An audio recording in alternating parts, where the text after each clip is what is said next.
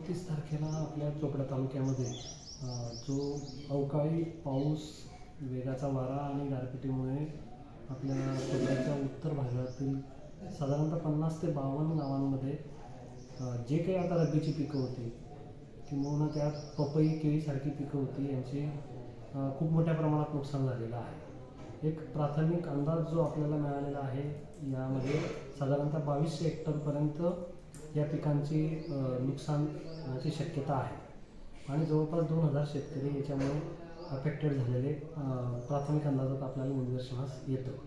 आता त्या अनुषंगाने जे काही पिकं आहेत आपली रब्बीची, त्यात मुख्यत्वे करून रब्बी ज्वारी, मका, हरभरा, गहू, पपई, केळी या पिकांचे पंचनामे तात्काळ महसूल आणि कृषी विभागाकडून सुरू करण्यात आलेले आहे आणि एक 8 दिवसात हे सर्व पंचनामे पूर्ण करून अंतिम जी काही नुकसानीची आकडेवारी असेल, पीक निहाय क्षेत्र आणि शेतकरी संख्या याबाबतचा अहवाल वरिष्ठ कार्यालयात सादर करण्यात येईल.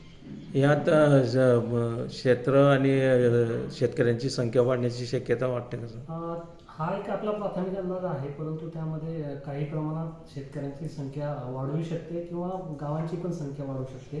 तर ते एक अंतिम आकडेवारी आपल्याकडे ज्यावेळेस येईल त्यावेळेस आपण याबाबत आपण अवगत करू. ओके.